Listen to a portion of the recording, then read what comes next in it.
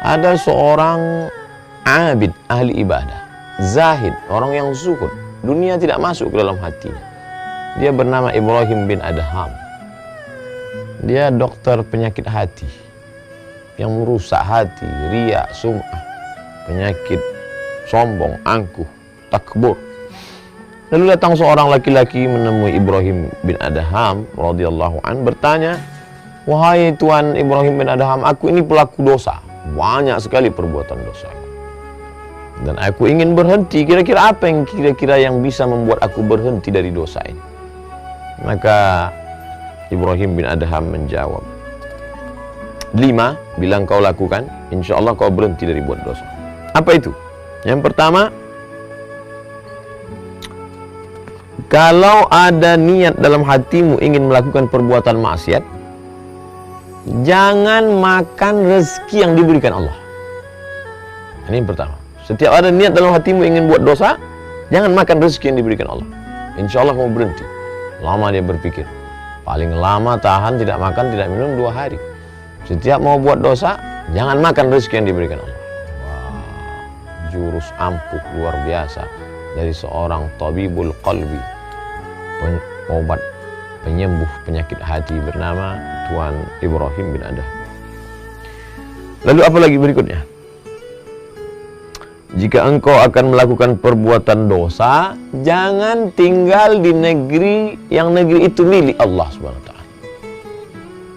Ada niat dalam hatimu ingin buat dosa, ya, tinggallah sejauh mata memandang, carilah permukaan bumi Allah, tapi yang bukan milik Allah. Tidak ada. Lillahi ma fis samawati wa ma fil ardh. Segala yang di bumi, segala yang di langit milik Allah Subhanahu wa taala. Wah, tidak bisa. Nampaknya tak ada peluang untuk buat dosa. Lanjutkan yang ketiga.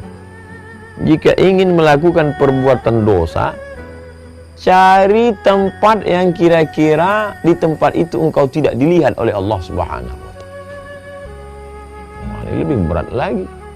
Wa huwa ma'akum aina ma kuntum. Dimanapun kamu berada, pandangan Allah, muraqabatullah, Allah senantiasa.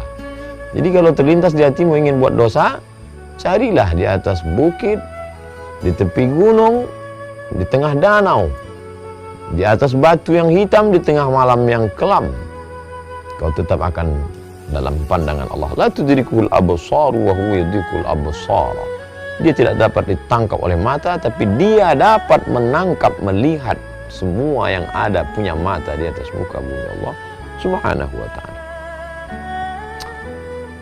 Yang keempat, ketika malaikat maut datang kepadamu akan mencabut nyawamu, katakan, tunggu. Ada niat dalam hatimu ingin buat dosa? Ya, silakan buat dosa. Tapi nanti ketika malaikat maut datang akan mencabut nyawamu, dapatkah engkau berkata, tunggu wahai malaikat, aku bertobat dulu? Berapa banyak orang yang mati dalam perbuatan maksiatnya, mati dalam perbuatan dosanya, mati dalam keadaan na'udzubillah su'ul khatimah. Lalu kemudian yang kelima. Yang kelima ini hampir saja laki-laki itu tak lagi dapat mendengarkan ucapan Ibrahim bin Adham karena dia larut dalam tangisan. Karena betul-betul kunci pintu, tertutup peluang untuk berbuat dosa dari ucapan seorang hamba Allah. Mungkin dia tidak mendapatkan wahyu karena wahyu sudah terputus, tapi dia diberikan Allah ilham, bisikan dalam hatinya. Yang kelima, ketika malaikat Zabaniyah datang untuk memasukkanmu ke dalam neraka jahanam, jangan engkau pergi bersama mereka. Siapa yang sanggup menolak? Ketika malaikat Zabaniyah menarik, menyeret, menggiring akan masuk ke dalam neraka, lalu kau berkata, aku tidak mau ikut dengan kalian. Siapa yang sanggup? Uli ajnihatin, malaikat makhluk bersayap, masna, 2, wa sulasa, 3, wa ruba', 4. Dan ketika sayap-sayapnya itu dia kepakkan seluas langit dan bumi, siapa yang sanggup menolak itu semua?